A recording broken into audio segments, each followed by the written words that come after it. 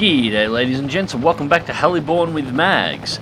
It has been a while since I've done a video on Heliborne. I've been letting the game mature as it's been in closed alpha, but thankfully that time of waiting has just about come to an end. I've been speaking to one of the lead developers at Jetcat Games, the developers for Heliborne, and they are in final preparations at the moment for the early access for Heliborne to go live on Steam. So Heliborne will soon be available for everybody, and I couldn't be more excited to actually play this game against large groups of people.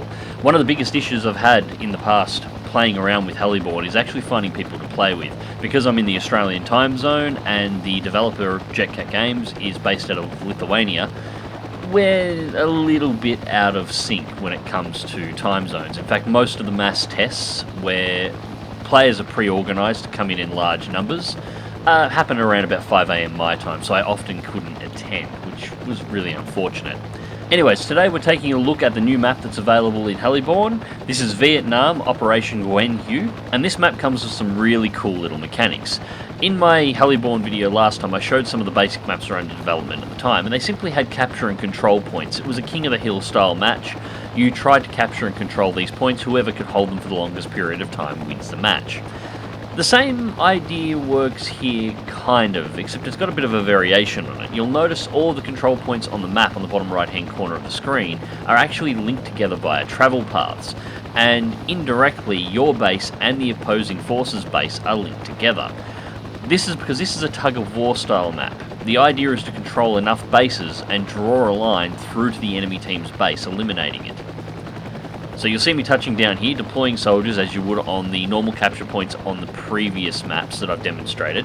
However, when I take the helicopter off and back up, you'll notice that there is an orange ring to indicate that I have capped the point, but the center isn't solid. What it means is this base has not been hardened.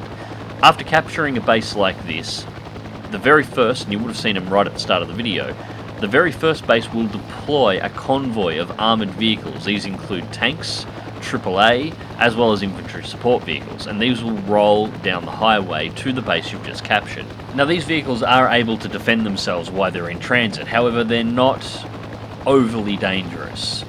If you fly smart, it's pretty easy to take them all out.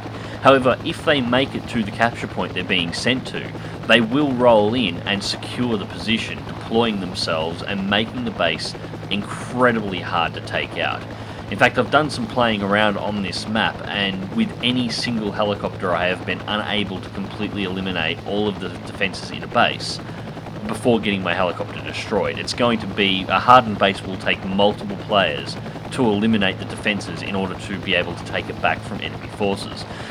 What's really interesting about this little mechanic is if you destroy any of these vehicles in the convoy in the base, the first base in the line will send reinforcements, and these reinforcements will roll down, just one vehicle at a time. Very vulnerable on their own, but if they again make it to the base, they will assume the position of the vehicle that's been destroyed and reinforce the base continuously during the encounter. As a result, taking out these hardened bases will require coordination between team members. You'll need multiple helicopters directly attacking the base, and then a helicopter running the lines behind the base, taking out ground forces that are attempting to reinforce the position. And all of this will be happening while potential enemy helicopters are attempting to destroy you. Now, to balance against players just rushing out with fast transport helicopters as fast as they possibly can to cap as many bases as they can right at the start of the match, the convoys will always deploy from the first base in the sequence, the one you get at the very start of the match. Now, that means the further away from your base you are capping bases, the longer it's going to take for the convoys to get there, and the longer you're going to have to defend the position. While you're desperately trying to defend that position waiting for the convoy to arrive, the enemy team's helicopters are free to engage the position itself, engage you, as well as cap all the bases that are closer to them, that are much easier for them to harden with tanks before they push forward. The mechanic itself is simple, but it adds a huge tactical variance when you consider the limited number of helicopters you can have on each team. I think the number is still 8 players per team at this point, so you'll need to choose. Do you push very aggressively? Do you play defensive? How exactly are you going to run the match? I can see multiple ways of playing this out in order to try and take a victory, and I really like the idea of a map that, while using a very simple mechanic, enables a huge amount of tactical options.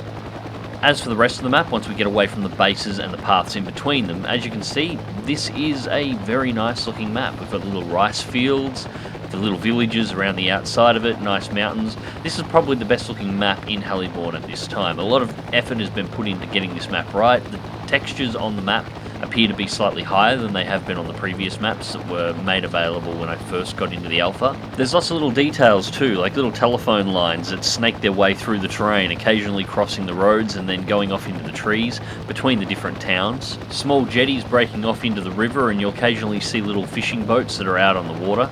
Overall, the entire finish is very, very, very well done. So at this point I'm going to fly up to the opposing team's base, and I'm going to show you exactly how much firepower a hardened base can put out and give you an idea of how difficult it'll be to try and pop one. And look at that AAA fire that's coming up in my direction. Now the AAA itself isn't particularly accurate until you get relatively close to the base. That's a balancing aspect of the game. This is after all an arcade game, not a simulation.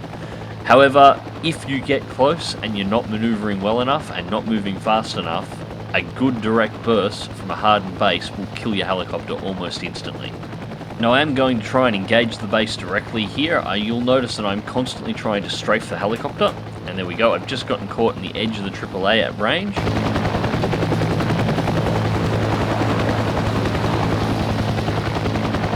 And there we go, was just waiting till we cleared back out of HUD view before speaking. Yeah, 2 small impacts, just light 50 cal fire, down to 94% health.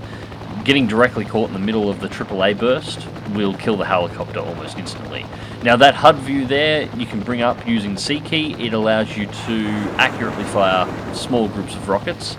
And at the moment I'm just trying to target specific ground vehicles. I'm looking for the larger AAA vehicles, armoured AAA vehicles on the ground, and anyone who can potentially be carrying ground-to-air missiles, although it doesn't look like there's any in the base at this time.